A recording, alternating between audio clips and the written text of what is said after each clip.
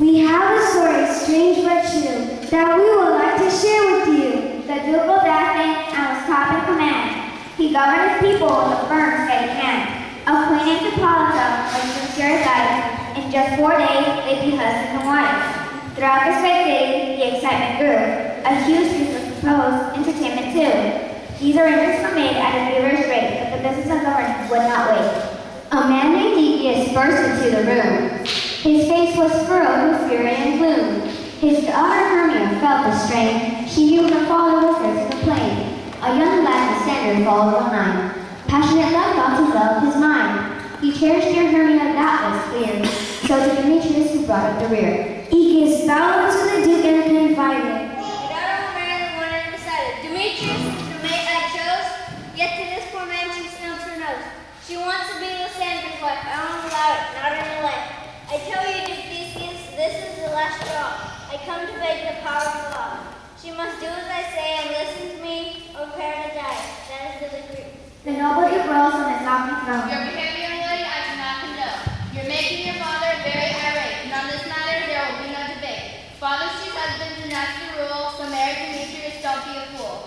Poor Hermia pleaded in tragic despair. She thought this rule was completely unfair. I despise Demetrius! She said with candor. I am devoted to handsome Lysander. This love in my heart cannot be swayed. To marry another would be a charade. The Duke was offended. I said there's no choice. You'll forfeit your life. He replied in a strong voice. How much spend the rest of your days? You must expect him. There will be no delays. Hermia protested. This law I defy, I'll become a nut. I'll even die. The atmosphere was very tense. Then Lysander spoke out in his own defense. I am as rich as Demetrius and as well born.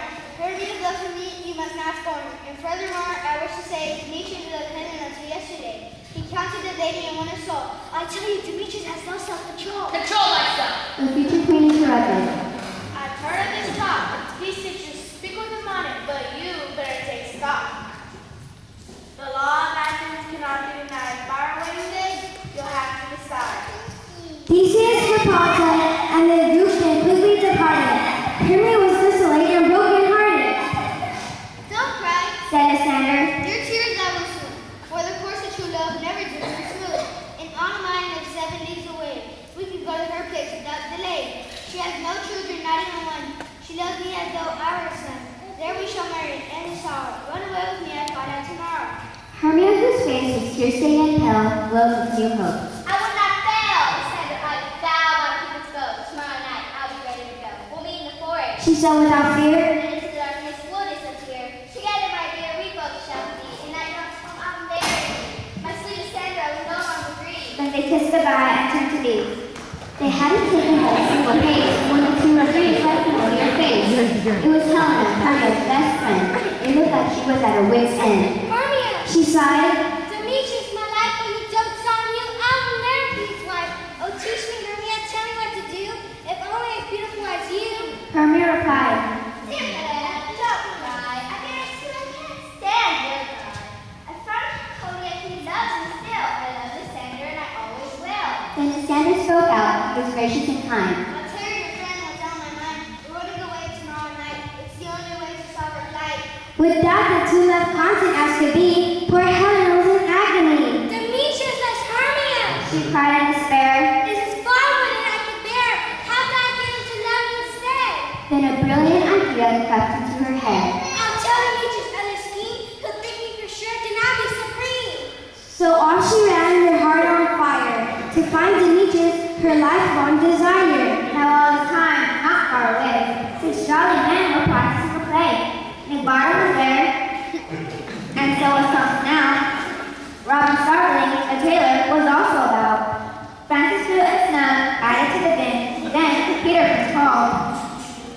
We'd better begin. A place be requested for Theseus and his bride. We haven't much time.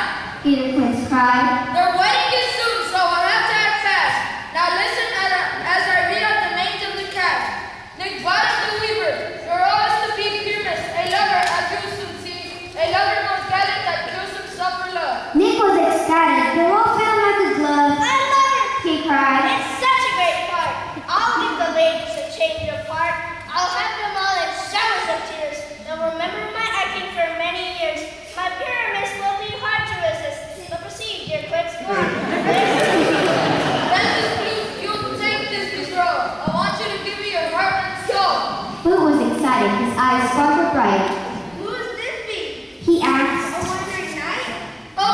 Quince replied. This piece of sheet and madly in love with Pyramus, you see. I'll not play a moment. Francis Flute sneered. Can't you see I'm starting to beer? Let me Bonnie shouted in joy. I'll be the girl as well as the boy. I can speak like a lady. I'll be sweet as a dove. Oh, Pyramus.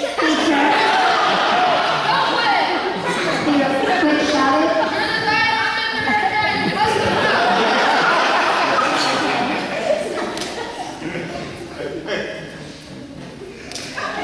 Then Quince turned to Snug. Snug! Snug! In our show, boy, you'll be the lion in our show. I'll need to sit down. Snug said with concern. It'll take me quite a while to learn, or I'm still starting. Don't worry. Cried Quince. All you do is roar. Nick Bottom jumped up and down with glee. That fish the beast, I could beat. I growl so loud they would never complain. They beg me to do it again and again. Roar! He thundered. Then his tongue became smug. I told you I'm much better than Snug. You scared the ladies. Quince said. And that's wrong. Then I will roar silence and I will also. Roar, roar. Bonnie started to squeak. I know women will love my technique. You're Pyramus. Quince cried. That isn't the way anymore to stuck on our shoulder. We'll meet in the woods tomorrow night and rehearse our play by Midsummer night. The hours dragged on to the following eve. The four desperate lovers prepared to leave. Cassandra and Corinna met as was planned, then trudged through the forest hand clutch in hand. Demetrius followed the couple's route. Hurry up and back! Helena chased after in hot pursuit. Demetrius, wait! They almost reached the woods unknown, but these mortals were not alone. And if they looked closely and listened with care, they'd have heard rustlings in the bushes out there. Perhaps they'd seen the shimmer of wings and many other magical things. For in the dark woods, as the humans took flight, the fairies held revels far into the night. Oberon was king of this fairyland, and the little sprites jumped to his every command. But for fairies too, let's not always serene. Oberon had quarreled with Tanya, his queen. I'll bet by moonlight, Count Tanya. He said. The queen paused as the fairies fled. Why are you here? She cried in disdain. All you do is argue with complaints. The starting of someone we have. And it's put on nation angry you. Then change it. He cried. You have a cure. Your stubbornness are not here. Though your own heart with joy, I do but like your servant boy. Come now, Titanic, my only it was. He'll be my hope for endless and rest. Titania's anger was acute. Not naive in the end of dispute. You do not seem to comprehend this boy and his son of the very she was in my service. Titania said with a sigh. That she was human and had to die. I promised her I'd raise her son and I won't give him to anyone. The very end by on the thousand. Come hither, my elves, or wait me something. Then Titania left with her fairy lot. I'll get my revenge. Oberon thought. But I'll need some help to change that bad luck. So he called for his sprite, a fairy named Robin Goodfellow was Puck's real name. In the world of magic, he held much acclaim. For Puck was always playing jokes on all the unsuspecting folks. But this was not a time for glee, as the fairy king began his plea. I'll need you to find an unusual flower and we grant it to you with magical power. It's called love and right?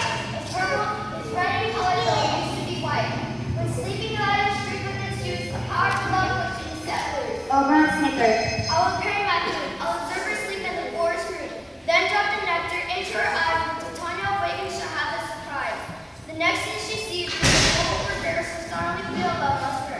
I will not cancel this magic spell till she gives me the boy and all will be well. Puck bowed to his king. This flower I'll find. I can do it so fast. It'll bump me in mine. I'll search everywhere and try hard to clean. Then Puck fluttered off into the breeze. As Oberon reveled in his spiteful scheme, Demetrius raced in on another theme. Helena followed a few steps behind. I pray you, my darling, change your mind. I have to use my love spell. For you to reach is all my will.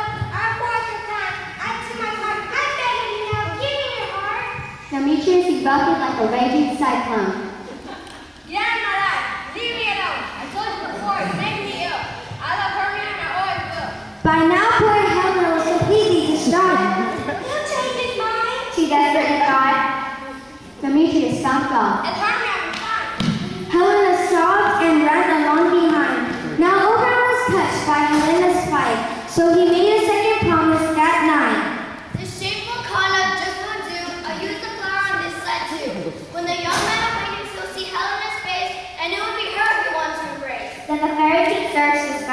right. When Pop returns, we'll make everything right.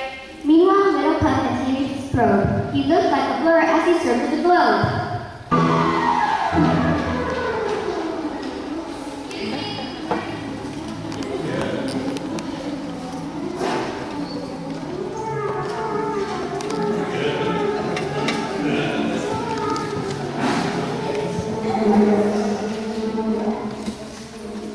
Finally, in a distant place, Puck found a flower to end the chase. It smelled like sweet honey and had a soft touch.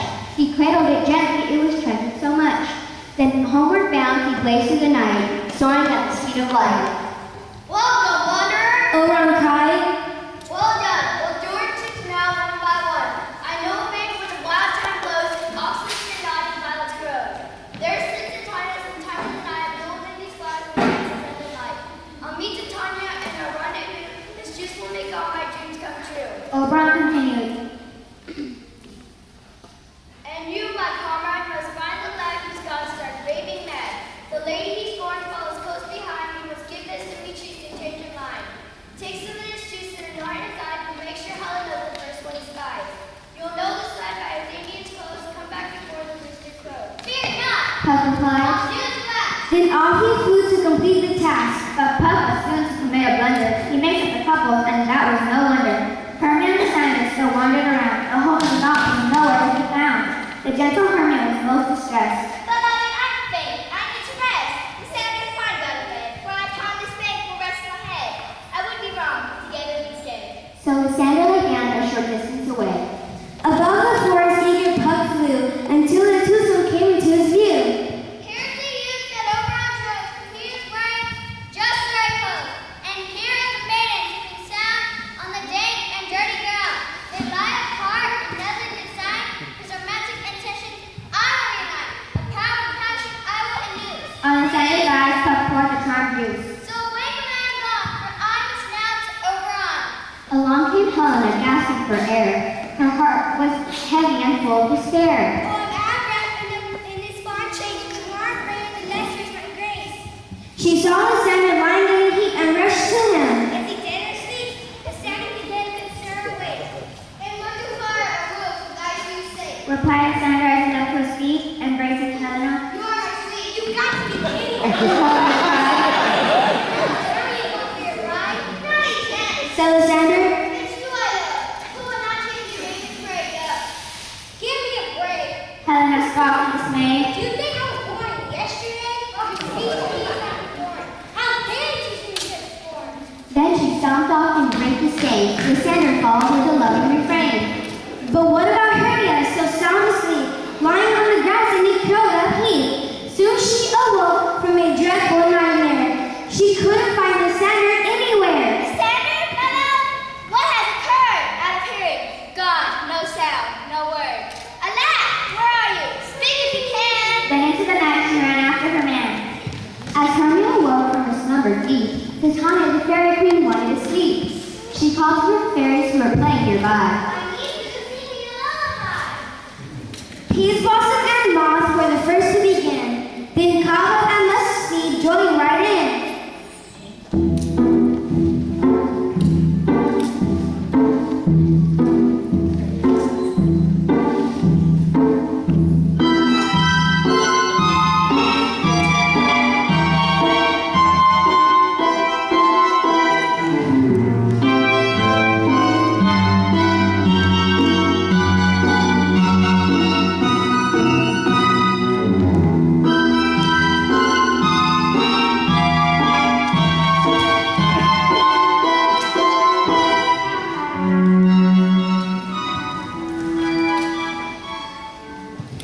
They circled Titania, who made not a peep, for she had fallen fast asleep.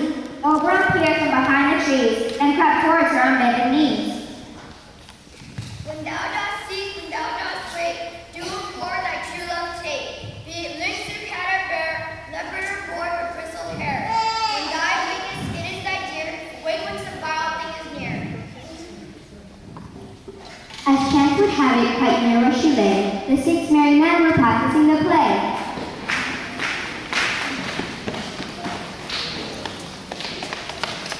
Not one of them noticed Puck appear, for he was invisible unruffled and had nothing to fear. Puck fluttered down from the air and hid behind the director's chair. Then Bottom stood up to pass his cue. He wanted to be ready for his debut. As he left the stage, Puck followed behind, a puny thought hurrying his mind. He'd work his magic on this man too. That's a perfect idea. What to do? What followed next was hard to conceive. His friends saw a sight they could not believe. When Bottom returned, he had a new head. No longer a man's, but a donkey's instead. They all trembled with fear and stared at his face. Let us leave this place. The scene that followed was completely disarray. They howled in terror and all ran away. And Bottom was puzzled. Why did I flee? This is to make them follow me. I'll show them that I have no fear. I'll march and sing out loud and clear. Titania was sleeping in her flowery bed. When Bottom appeared, his arms outspread. Was his lip kissed too? Her eyes flew open, she wanted to swoon. My ears written out of life's grave. I pray you this world sing again. I am enchanted by your lovely nose. Contrary circus, She wrapped sweet roses in his hair.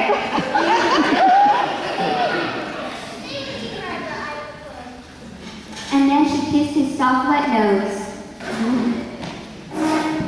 Puck was delighted with the success of his plan and left Nick Bottom part girl, part man. Back to his master he flew in a dash, intent to deliver the latest news flash. Oberon was eager to hear the trick. how did it go, Puck? Who did she pick?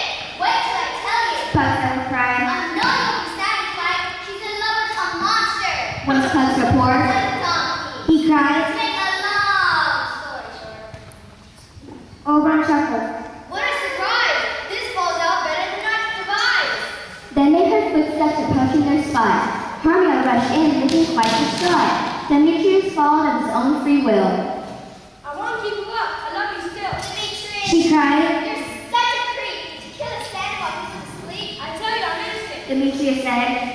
I'm sure the Sandra is not dead. Why do you scold me severely? My only thoughts to love you dearly. Demetrius, I know you speak in jest. Hermia kept money. He lay down to rest. Oberon watched the singing snake and pointed it to Demetrius in a worried way. Did you squeeze the juice into his eyes? Tell me, Puck, there were no eyes. I remember the woman. Puck was alarmed. But that was not the man I charmed. Puck, oh Puck, this isn't right. You told the wrong man he still is bright. Blind, you wouldn't be held in his guide. Entice him back here by this man's side. Hurry now, Puck. Fix this mistake. I'll use the flower to cure this headache. Oberon advanced and held out the blue. Demetrius inhaled its enchanting perfume. As the fragrant potion shone in his mind, Puck appeared with Helena behind. Oh, Captain, your wishes I did execute, but the sand is in a swift pursuit. Stand aside. Oberon shouted. This noise will cause Demetrius to awake. Then, Puck grinned. 2 woo-woo, 1. And the sport will have just begun. Shall we thereupon pageant see? Lord, fools these mortals be. As Oberon and Puck quickly withdrew, Lysandra and Helena rushed into view. Helena, Cried Lysander. I wish it be so. You love me. She yelled. I told you to go. Then Demetrius awoke. Oh, Helena, divine, tell me you love me. Just give me a sign. Then both of the men dropped to their knees and cried together. Marry me, please. Helena couldn't believe her ears. A prophet hear their 20 years. You turn on cancer, and that abnormal is the word. Demetrius cried. I'll restart my life. I must have Helena from my life. Lysander countered. It's me she adores. My affection for her is greater than yours. I'll prove it with the blade of my sword. This was a challenge that couldn't be ignored. Helena watched in sheer disgust. Neither of them had any trust. One side I feel a bit to say is before you marry me. If you remain as we show, you will not have to serve. Now all this caused by a hullabaloo. Hermia stumbled in her clothes as stew. Her eyes were still wet, her head was turned low. To lose Lysander had been a real blow. Then out of the blue she heard his voice. She wasn't aware of this new love choice. Sanders, She smiled. why did you go? Behold, He replied. it's the ideal grove. Hermia could hardly believe her ears. This was beyond her wildest fears. Is this a dream? It cannot be. Lysander sneered. It's Helena for me. Helena's heart and mind were a blur. She thought they all made fun of her. She turned on Hermia with passion deep. This game you play is really cheap. If juries from me I do content, you joyous man scorning your poor friend? Hermia was shocked. You are the thief, you can't despise believe. The Sanders mine you stolen by night. You came to blossom, you parasite. She lunged at Helena. Take it, take it. A whole situation was out of control.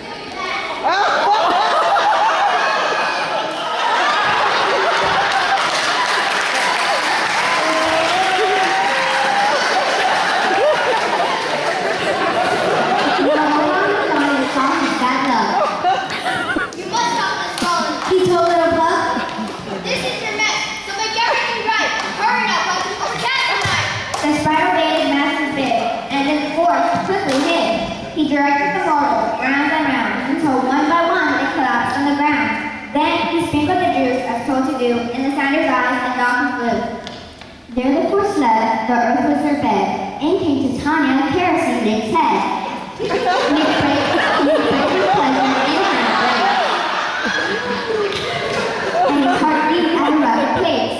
The king of shadows watched from afar. This was indeed a sight bizarre. His lady wrapped in a donkey's arms, completely enchanged by the creature's charms. Oberon knew he'd done his thing wrong, and this silly behavior he wouldn't prolong. So he crept closer to Titania unseen, and removed the spell from the eyes of his queen. Her eyes flew open as if on cue, and there sat Oberon in her view. Oh, what visions have come to pass. In one I dreamt I loved a donkey. There he lies sleeping. Oberon said. A wreath of flowers around his head? Titania was shocked. I loathe his face. How can I worship a creature so base? Oberon suggested. To the dutiful retreat. He whispered to Puck. Get this clod on his feet, return the man's head, send him back to his seat. Make him think it's all been a dream. With a hint of a smile and a twinkle in his eye, Puck changed the donkey back into the guy. Nick bottoms it up, his vision seemed blurred. He wondered aloud what had occurred. I have had a dream most rare, so strange that it is hard to share. I'll have to the prince write a song, and I will sing it loud and strong. But now I think I should awake, tell my friends in rehearse the ways. Now all this time, the couples were asleep, perfectly still, not making a peep. As dawn entered in the glen, with Theseus, Aegeus, and their horsemen, they blew their trumpets loud and clear.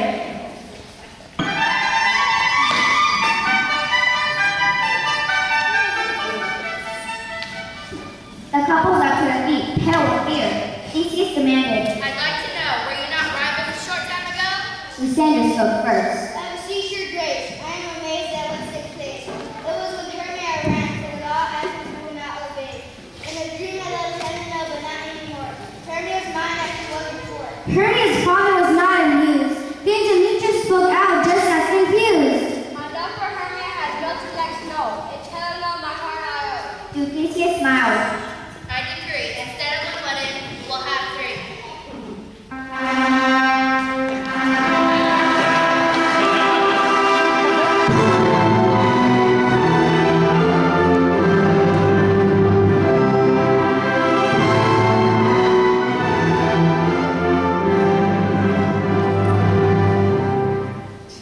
Later, when the vows were done, there was singing and dancing and lots of fun. Hippolyta proclaimed. And now for a play to celebrate our wedding day. I'm told that the tragical mirth will enjoy it for what it's worth.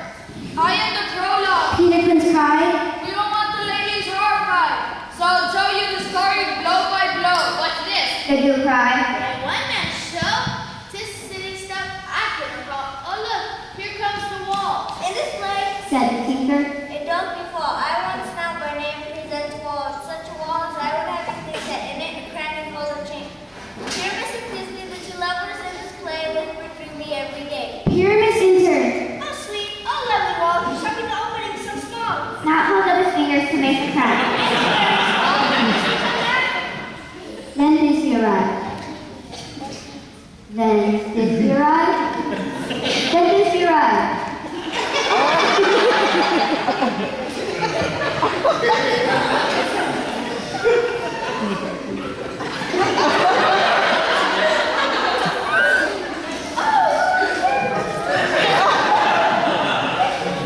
I see a voice.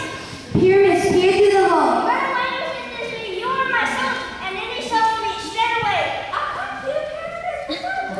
The starlight marched to center stage, holding up his lighted cage. This lantern joke presents story. I wonder if this will get here soon. Startled moved aside as Disney drew near. A lion roared. She cried in fear.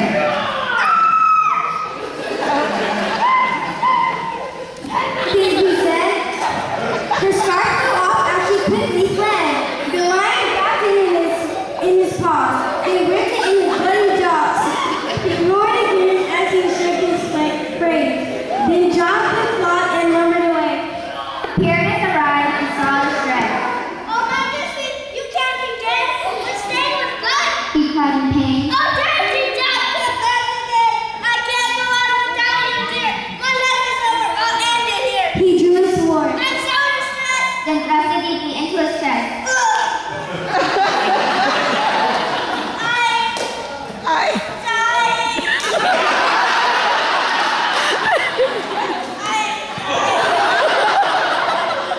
He cried aloud. He listened to hear the cheers from the crowd.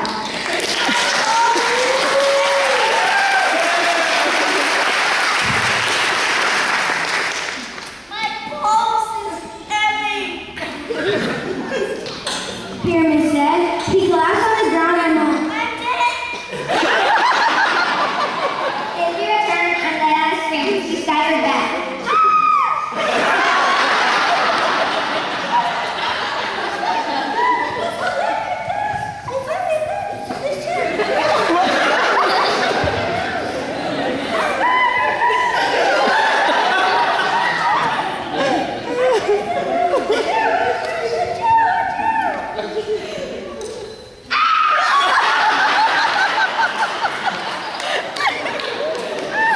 The witch's words to play with some pain. The crowd all clapped. They clapped for the king.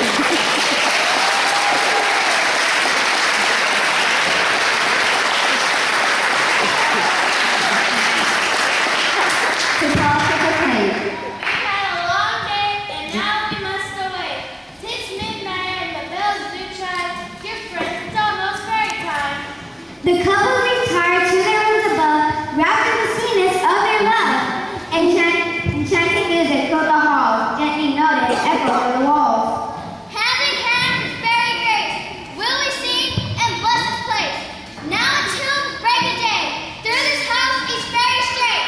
So shall couples three, ever true and loving be.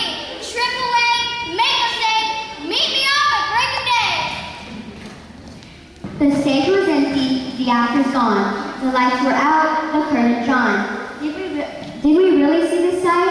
Or was this magic in the night? Were these fancies what they seemed?